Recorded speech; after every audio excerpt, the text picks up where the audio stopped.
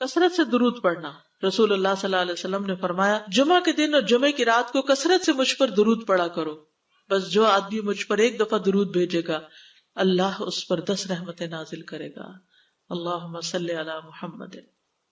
رسول اللہ صلی اللہ علیہ وسلم نے فرمایا تمہارے افضل دنوں میں سے جمعے کا دن ہے. اسی دن آدم علیہ السلام پیدا کیے گئے, اسی دن ان کی روح قبض کی گئی, اسی دن سور پھونکا جائے گا اور اس دن سب لوگ بے ہوش ہوں گے. اس لیے اس دن مجھ پر کثرت سے درود بھیجا کرو کیونکہ تمہارا درود مجھ پر پیش کیا جاتا ہے.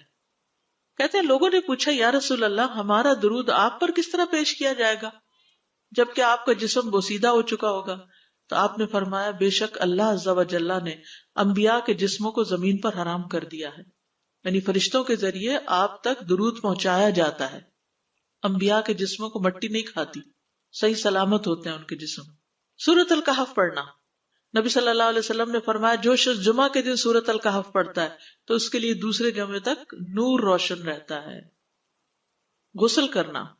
ہر بالغ پر جمعہ کے لیے جانا ضروری ہے اور ہر وہ شخص جس پر جمعہ کے لیے جانا ضروری ہے اس پر غسل ہے, یعنی اس کو لازمی غسل کرنا چاہیے, اللہ یہ کہ کوئی مجبوری ہو.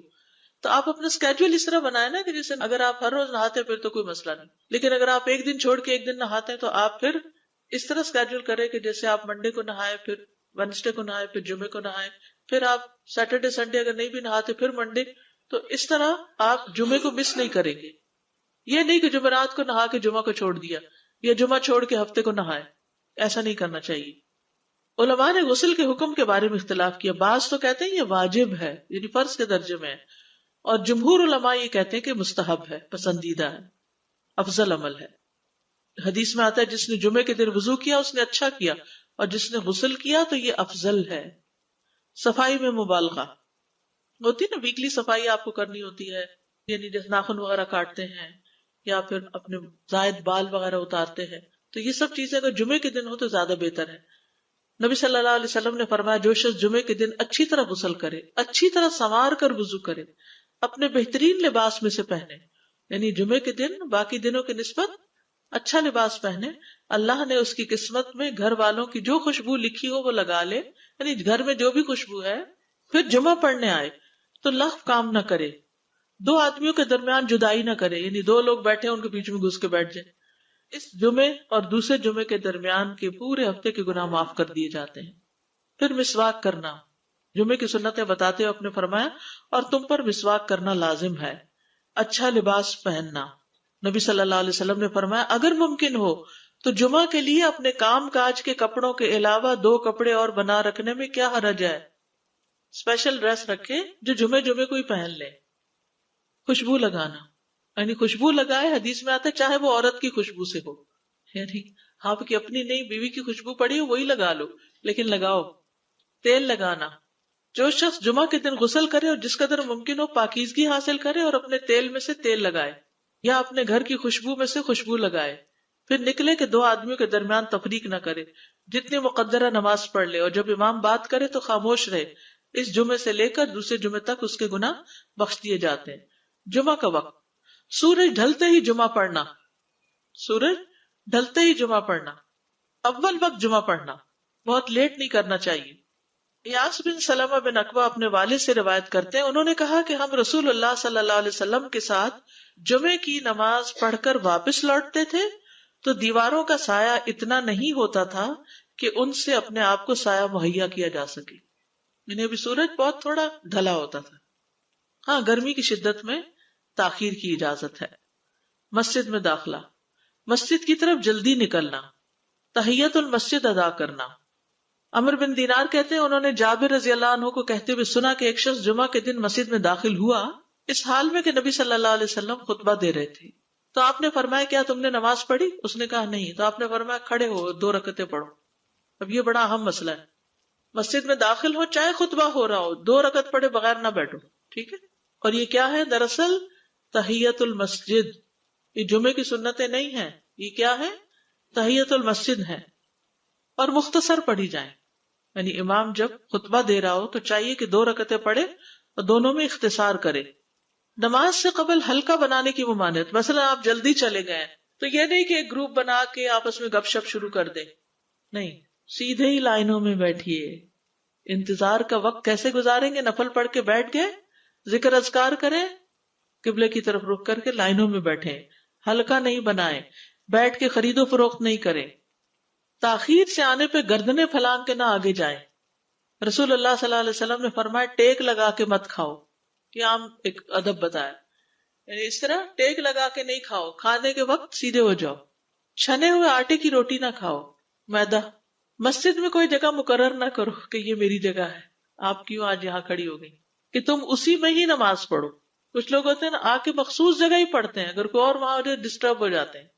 اور جمعہ کے دن لوگوں کی گردنیں نہ پھلانگو، ورنہ اللہ تمہیں قیامت کے دن لوگوں کے لیے پل بنا دے گا۔ کیونکہ بہت اذیت کی بات ہے نا، آپ بیٹھے ہیں لوگ باقاعدہ بعض اوقات کندھوں پہ ہاتھ رکھ کے اس کو تنگ کر اس کو تنگ کر، تو یہ نہیں کرنا چاہیے۔ اگر آپ کو اٹھنا بھی پڑ گیا بیچ میں تو واپسی پہ پیچھے کھڑے ہو جائیے، اگلی لائن مل جائے گی۔ جی ہاں، یہ تو بہت ضروری بات آپ نے کی کہ جب لوگ مسجد آئے تو پہلی صف میں بیٹھیں، یہ نہیں پہلی چھوڑ کے آخری میں بیٹھ جائیں اور پھر لوگ ان کی گردنیں پلانگتے رہیں، دوسروں کے لیے فتنہ بننا۔ جابر بن عبداللہ رضی اللہ عنہ سے روایت ہے کہ جمعے کے دن رسول اللہ صلی اللہ علیہ وسلم خطبہ ارشاد فرما رہے تھے کہ ایک آدمی مسجد میں داخل ہوا، وہ قریب آ کر بیٹھنے کے لیے لوگوں کے اوپر سے گزرنے لگا۔ رسول اللہ صلی اللہ علیہ وسلم نے فرمایا بیٹھ جاؤ، تحقیق تم نے لوگوں کو تکلیف پہنچائی اور دیر سے آئے۔ یہ عربی کے الفاظ بڑے خوبصورت ہیں، اجلس فقد آذیت و آنیت، کتنی جامع زبان ہے یہ۔ اجلس فقط آزیت، تو نے اذیت دی، وہ آنیت اور دیر سے آئے، ہاں؟ تو اس سے منع کیا گیا۔ کسی کو اس کی جگہ سے نہ اٹھانا۔ جابر رضی اللہ عنہ نبی صلی اللہ علیہ وسلم سے روایت کرتے ہیں، آپ نے فرمایا تم میں سے کوئی شخص جمعہ کے دن اپنے بھائی کو کھڑا نہ کرے کہ پھر دوسری طرف سے آ کر اس کی جگہ پہ خود بیٹھ جائے، بلکہ جو آئے وہ کہے جگہ کشادہ کرو، ہمارے لیے بھی جگہ بناؤ، یہ کہے۔ خطبہ جمعہ اور اس کے آداب۔ خطبہ جمعہ کی اہمیت۔ جب اذان ہو جائے تو کیا کرے انسان؟ مسجد کی طرف دوڑ پڑے۔ تو مسجد میں جماعت تو نہیں ہو رہی ہوگی، پہلے کیا ہو رہا ہوگا؟ خطبہ ہو رہا ہوگا۔ امام کا خطبے سے پہلے سلام کرنا۔ نبی صلی اللہ علیہ وسلم جب ممبر پر چڑھتے تو حاضرین کو السلام علیکم کہتے۔ امام کا کھڑے ہو کر خطبہ دینا۔ رسول اللہ صلی اللہ علیہ وسلم کھڑے ہو کر خطبہ دیتے، پھر بیٹھ جاتے، پھر کھڑے ہوتے اور کھڑے ہو کر خطبہ دیتے، یعنی بیچ میں تھوڑا سا بیٹھ بھی جاتے تھے۔ جس نے تمہیں یہ خبر دی کہ آپ بیٹھ کر خطبہ دیتے تھے تو تحقیق اس نے جھوٹ بولا۔ بس یقیناً اللہ کی قسم میں نے آپ کے ساتھ 2000 سے زائد نمازیں پڑھی ہیں، یعنی جن میں بہت سے جمعے بھی آئے ہیں، تو ایسا کچھ نہیں۔ امام کو 2 خطبے دینا، یعنی کھڑے تھے پہلے، پھر ذرا بیٹھ گئے، پھر دوسری دفعہ اٹھے تو یہ 2 خطبے ہو گئے۔ مختصر خطبہ دینا۔ آپ کے خطبات چند کلمات ہوا کرتے تھے، بہت لمبی تقریریں نہیں۔ آپ کا خطبہ درمیانہ ہوتا تھا۔ نبی صلی اللہ علیہ وسلم نے فرمایا آدمی کا نماز کو لمبا کرنا اور خطبے کو مختصر کرنا اس کی سمجھداری کی علامت ہے۔ بس نماز لمبی کرو اور خطبہ مختصر کرو، کیونکہ بعض بیان جادو جیسا اثر رکھتے ہیں، یعنی تھوڑے بھی بات کرو گے تو دل میں چلی جائے گی۔ نماز پہ زیادہ توجہ۔ نبی صلی اللہ علیہ وسلم کا خطبے میں سورۃ قاف پڑھنا۔ حارثہ بن نعمان کی بیٹی سے روایت ہے، کہتی کہ میں نے سورۃ قاف رسول اللہ صلی اللہ علیہ وسلم سے سن کر حفظ کر لی۔ آپ ہر جمعے کو خطبے میں پڑھا کرتے تھے۔ سامعین کا امام کی طرف رخ کرنا، یعنی جمعے کے دن یہ نہیں کہ آپ کرسی لگا کے کسی اور طرف منہ کر کے بیٹھ جائیں اور جب جماعت ہو تو پھر صف میں کھڑے، نہیں، آپ صف میں بیٹھے ہو، کس طرف منہ ہو؟ قبلہ رخ ہو، امام سامنے ہی ہوگا نا قبلے کی طرف۔ ایک صحابی کہتے کہ جب آپ ممبر پہ چڑھتے تو ہم اپنے چہروں کے ساتھ آپ کی طرف متوجہ ہوتے، ادھر ادھر نہیں دیکھتے تھے خطبے کے دوران۔ امام کے قریب بیٹھنا۔ اللہ کے نبی صلی اللہ علیہ وسلم نے فرمایا ذکر میں حاضر ہوا کرو، یعنی خطبہ میں، اور امام کے قریب بیٹھا کرو، بے شک آدمی دور ہوتا رہتا ہے حتیٰ کہ وہ جنت میں بھی پیچھے ہی ہوگا اگرچہ وہ اس میں داخل بھی ہو جائے۔ تاخیر کی اتنی مذمت ہے۔ خاموشی سے خطبہ سننا، یعنی بات نہیں کرنی چاہیے، کوئی اہم بات بھی نہیں پوچھنی چاہیے۔ ابن مسعود سے روایت ہے کہ انہوں نے ابی ابن کعب سے قرآن کی کسی آیت کے بارے میں سوال کیا جبکہ اللہ کے نبی خطبہ دے رہے تھے، تو انہوں نے اعراض کیا اور کوئی جواب نہ دیا۔ پھر جب آپ نے نماز پڑھائی تو ابی کہنے لگے تمہارا جمعہ ہی نہیں ہوا۔ تو ابن مسعود نے رسول اللہ صلی اللہ علیہ وسلم سے پوچھا تو آپ نے فرمایا ابی نے سچ کہا، کوئی بات کرنے کی اجازت نہیں، یہ کہنے کی بھی کہ چپ ہو جاؤ یہ بھی اجازت نہیں۔ عبداللہ بن مسعود کہتے کہ جب امام جمعہ کے لیے آ گیا پھر تمہارا اپنے ساتھی سے یہ کہنا کہ خاموش رہو لغویت کے لیے کافی ہے، یہ بھی لغو بات ہے۔ کوئی لغو حرکت نہ کرنا، کنکریوں سے نہ کھیلنا، فون سے نہیں کھیلنا، میسیجز چیک نہیں کرنا، انگلیوں میں انگلیاں ڈال کے پٹاخے نہیں بجانا، گوٹ مار کے نہیں بیٹھنا. گوٹ مار کے کیسے بیٹھتے ہیں؟ گھٹنے اوپر کر کے اور یوں ایسے گھٹنوں کے گرد ہاتھ ڈال کے. کئی دفعہ ایسے نظر آتا ہے کہ خطبے میں لوگ اس طرح بیٹھے ہوتے ہیں کیونکہ پتہ نہیں ہے. یعنی آپ چوکڑی مار سکتے ہیں. آپ سب سے افضل پوزیشن تو یہ ہے کہ جیسے نماز کے اتحیات میں ہم بیٹھتے ہیں، لیکن کچھ لوگ اس طرح بیٹھ نہیں سکتے، چلے کرسی میں بیٹھ جائیں. اگر کرسی نہیں ہے، نیچے بیٹھے ہیں، تو چوکڑی مار کے بیٹھ جائیں، مگر ٹانگیں اس طرح پیٹ کے ساتھ لگا کے گھٹنوں پہ ہاتھ کو بل دے کے اس طرح نہیں بیٹھے. اگر مجبوری ہے تو وہ اور بات ہے، لیکن یہ کہ بلا وجہ نہیں کرنا چاہیے کیونکہ ادب کے خلاف ہے. اونگ آنے پر جگہ بدلنا. نبی صلی اللہ علیہ وسلم نے فرمایا اگر جمعہ کے دن کسی کو مسجد میں اونگ آنے لگے تو اپنی اس جگہ کو دوسری جگہ سے بدل لے. کہ بعض اوقات ایسا ہوتا ہے نا، خطبے کے وقت بڑی سکینت ہوتی ہے اور آخری خطبہ تو آپ نیند میں ہی سنتے ہیں. نماز جمعہ کی رکعت 2 رکعت ہے فرض بس. جمعہ کی نماز 2 رکعتیں ہیں اور ان دونوں میں قرات ہوتی ہے. نبی صلی اللہ علیہ وسلم جمعے میں سبح اسم ربک الاعلی اور حل اتی کا حدیث الغاشیہ پڑھتے. کبھی جمعہ اور عید کٹھے ہو جاتے تب بھی دونوں نمازوں میں یہی صورت پڑھتے تھے. ٹھیک ہے. اسی طرح صبح کی نماز میں جمعے کے دن الف لام میم التنزیل اور حل اتی علی الانسان کی قرات کرتے اور نماز جمعہ میں سورۃ الجمعہ اور منافقین کی تلاوت کرتے. یعنی یہ بھی ملتا ہے. فرض کے بعد 2 رکعت پڑھنا. عبداللہ بن عمر سے روایت ہے انہوں نے رسول اللہ صلی اللہ علیہ وسلم کی نفل نماز کو بیان کیا اور کہا کہ آپ جمعے کے بعد کوئی نفل نماز نہیں پڑھتے تھے حتیٰ کہ واپس تشریف لے جاتے پھر اپنے گھر میں 2 رکعت پڑھتے تھے. اب جو لوگ گھر نہیں جاتے تو پھر وہیں پر وہ پڑھ لیتے ہیں، ورنہ آپ صلی اللہ علیہ وسلم اپنی سنتیں وغیرہ گھر میں پڑھتے تھے. اور اسی طرح 4 بھی پڑھی جا سکتی، 2 بھی ہیں 4 بھی ہیں. آپ صلی اللہ علیہ وسلم نے فرمایا جب تم میں سے کوئی جمعہ پڑھ چکے تو اس کے بعد 4 رکعتیں پڑھے. یہ آپ کا حکم ہے. تو جب آپ کا 2 چیزیں ہوتی ہیں سمجھنے کے لیے، ایک آپ کا فعل ہوتا ہے اور ایک آپ کا حکم ہوتا ہے. تو ہمارے لیے کیا ہے؟ جو آپ کا حکم ہو. جمعے کے بعد کوئی اور نماز پڑھنے سے پہلے گفتگو کرنا، یعنی سنت پڑھنے سے پہلے گفتگو کرنا. اسما بن مالک سے مرفوعاً روایت ہے کہ جب تم میں سے کوئی آدمی جمعہ کی نماز پڑھے تو اس کے بعد اس وقت تک کوئی نماز ادا نہ کرے جب تک کسی سے کلام نہ کرے یا اس جگہ سے نکل نہ جائے. پہلے منع تھا، اب کوئی نہ کوئی بات کر لینی چاہیے. نہیں سمجھ آئی؟ یعنی جمعہ پڑھ لیا آپ نے اور پھر کسی سے آپ سلام دعا کر لیں، اس کے بعد سنت پڑھیں یا نفل جو بھی. ٹھیک ہے. اور گھر جانا ہے تو گھر جا کے پڑھیں، اور اگر گھر نہیں جانا، کام پہ جانا ہے تو ادھر ہی پڑھ کے چلے جائیں. کتنا پیارا ہے ہمارا دین کہ اتنا لمبا بھی چپ کا روزہ نہیں رکھوایا. بالکل. عاصم سے روایت ہے، وہ ابو قلابہ سے نقل کرتے ہیں، میں نے ان کے ساتھ جمعہ کی نماز پڑھی. جب میں نے اپنی نماز پوری کر لی انہوں نے میرے ہاتھ کو پکڑا اور میری جگہ پر کھڑے ہوئے اور مجھے اپنی جگہ پہ کھڑا کیا. وہ جو ہم چینج کرتے ہیں نا جگہ، وہ اس کی بات ہو رہی ہے. یعنی جمعے کے بعد کوئی اور نماز پڑھنے سے پہلے بات بھی کر لینا، جگہ بھی تبدیل کرنا. لیکن اگر کچھ لوگ پہلے سے ہی آپ کی سنتیں شروع کر چکے اور کوئی چینج کرنے والا نہیں تو پھر پڑھ لیجئے. یعنی یہ مستحب اعمال ہیں، ان میں ایسا نہیں کہ کوئی گناہ لازم ہو جائے گا، لیکن افضل یہ ہے، افضل سے اجر زیادہ ہو جاتا ہے. جمعہ کے دیگر احکام. 1 رکعت پانے پر بھی جمعہ ادا ہو جاتا ہے. یعنی اگر کسی کو رش مل گیا، پارکنگ نہیں ملی اور 1 رکعت میں بھی پہنچ گیا تو جمعہ ہو گیا. امام سے دعا کا کہنا. انس کہتے ہیں کہ ایک سال نبی صلی اللہ علیہ وسلم کے عہد میں لوگ قحط میں مبتلا ہوئے. جمعہ کے دن میں نبی صلی اللہ علیہ وسلم کے خطبہ پڑھنے کے دوران میں ایک اعرابی کھڑا ہو گیا. کہا یا رسول اللہ، مال تباہ ہو گئے، بچے بھوکے مرنے لگے، اس لیے آپ اللہ سے ہمارے حق میں دعا کیجیے. آپ نے اپنے دونوں ہاتھ اٹھائے. اس وقت آسمان پر بادل کا ایک ٹکڑا بھی نہیں تھا. قسم ہے اس ذات کی جس کے ہاتھ میں میری جان، آپ نے ہاتھ اٹھائے بھی نہیں تھے کہ پہاڑوں کی طرح بادل کے بڑے بڑے ٹکڑے امڑ آئے. یہ معجزہ ہے آپ کا، آپ کی دعا قبول ہو گئی. پھر آپ ممبر سے ابھی اترے نہیں تھے کہ میں نے آپ کی داڑھی پر بارش کے قطروں کو ٹپکتے ہوئے دیکھا. اس دن خوب بارش ہوئی. پھر دوسرے دن، تیسرے، چوتھے، حتیٰ کہ دوسرے جمعے تک سلسلہ جاری رہا. دوسرے جمعے وہی عربی یا کوئی اور کھڑا ہو گیا اور کہا یا رسول اللہ، چھتیں گر گئی، مال ڈوب گیا، اس لیے آپ ہمارے لیے اللہ سے دعا کیجیے. چنانچہ آپ نے اپنے دونوں ہاتھ اٹھائے اور فرمایا اے میرے اللہ، ہمارے ارد گرد برسا، ہم پر نہ برسا. اور بدلی کے جس طرف اشارہ کرتے وہ بدلی ہٹتی جاتی اور مدینہ ایک حوض کی طرح ہو گیا. وادی کنات 1 مہینے تک بہتا رہا.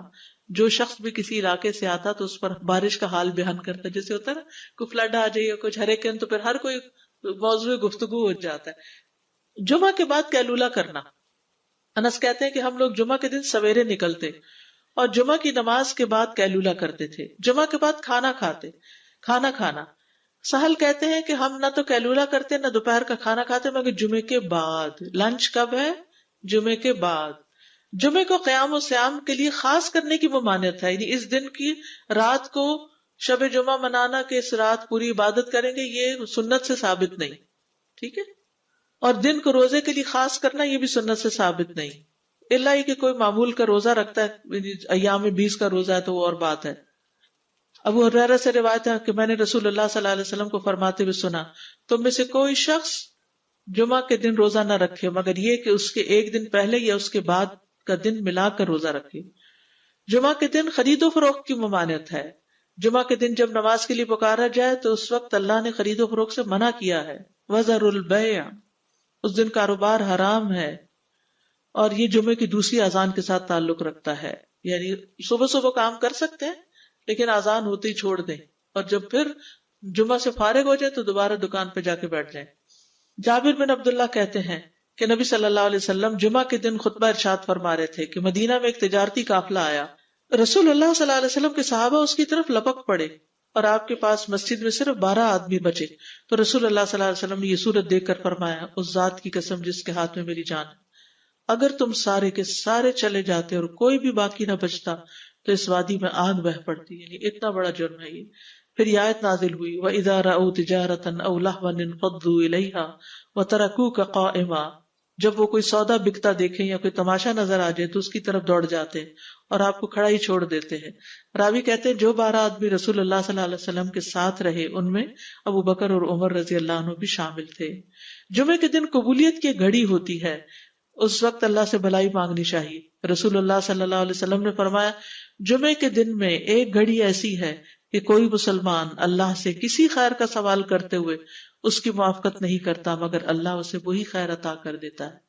فرمایا یہ ایک چھوٹی سی گھڑی تھوڑی دیر کے لیے ہوتی ہے اور یہ ہر جمعے کو ہوتی ہے. ٹھیک ہے. اور خصوصاً نماز میں بھی اگر کوئی دعا کر رہا ہوتا ہے نا انسان تو وہ بھی قبول ہو جاتی ہے. نماز میں دعا کہاں ہوتی ہے؟ شروع میں ہوتی ہے، رکوع میں ہوتی ہے، سجدے میں ہوتی ہے، تشہد میں ہوتی ہیں. تو اگر یعنی جمعہ پڑھ رہے ہیں اور بیچ میں دعائیں آ گئی ہیں تو ہو سکتا ہے وہی گھڑی آ گئی ہو اور آپ کی دعا قبول ہو جائے. اور یہ تورات میں بھی اس کا ذکر تھا. ابو ہریرہ رضی اللہ عنہ کہتے ہیں کہ رسول اللہ صلی اللہ علیہ وسلم نے فرمایا، بہترین دن جس میں سورج طلوع ہوتا ہے جمعہ کا دن ہے. اس دن میں ایک گھڑی ایسی ہے کہ نماز کی حالت میں اگر کوئی مسلمان بندہ اللہ عز و جل سے کچھ طلب کرے تو وہ اس کو ضرور دیتا ہے. کعب نے کہا ایسا سال میں ایک مرتبہ ہوتا ہے؟ تو میں نے کہا نہیں بلکہ ہر جمعہ کو ہوتا ہے. کہتے ہیں پھر کعب نے تورات پڑھی تو کہا نبی صلی اللہ علیہ وسلم نے سچ فرمایا. ابو ہریرہ رضی اللہ عنہ کہتے ہیں کہ میں بعد میں عبداللہ بن سلام سے ملا اور ان سے اپنی اور کعب کی مجلس کا بتایا تو عبداللہ بن سلام رضی اللہ عنہ نے کہا میں جانتا ہوں وہ گھڑی کب آتی ہے. ابو ہریرہ نے کہا مجھے بھی بتائیے. انہوں نے کہا وہ جمعہ کے دن میں آخری گھڑی ہے. میں نے کہا یہ جمعے کے دن کی آخری گھڑی کیسے ہو سکتی ہے، حالانکہ رسول اللہ صلی اللہ علیہ وسلم نے فرمایا جو مسلمان بندہ اس کو نماز پڑھتے ہوئے پائے. اس وقت میں کوئی نماز نہیں پڑھی جاتی. تو عبداللہ بن سلام نے کہا کیا رسول اللہ صلی اللہ علیہ وسلم نے یہ نہیں فرمایا جو شخص نماز کے انتظار میں بیٹھا رہے وہ گویا نماز ہی کی حالت میں ہے حتیٰ کہ نماز پڑھ لے. کہتے ہیں میں نے کہا ہاں. تو انہوں نے کہا بس یہی ہے، یعنی اس وقت کیا کرنا چاہیے، آخری گھڑی میں وضو وغیرہ کر کے مغرب کی نماز کے انتظار میں بیٹھ کے دعائیں کریں، اذان ہو تو نماز پڑھ لیں. عصر کے بعد سے مغرب تک کا وقت ہے. انس بن مالک سے روایت ہے کہ نبی صلی اللہ علیہ وسلم نے فرمایا جمعہ کے دن اس گھڑی کو جس میں دعا کی قبولیت کی امید کی جاتی ہے عصر سے لے کر سورج ڈوبنے تک کے درمیان تلاش کرو، اور دن کی آخری گھڑی ہے. تو اللہ سبحانہ وتعالی ہمیں اس دن کی برکتوں سے فائدہ اٹھانے کی توفیق عطا فرمائے.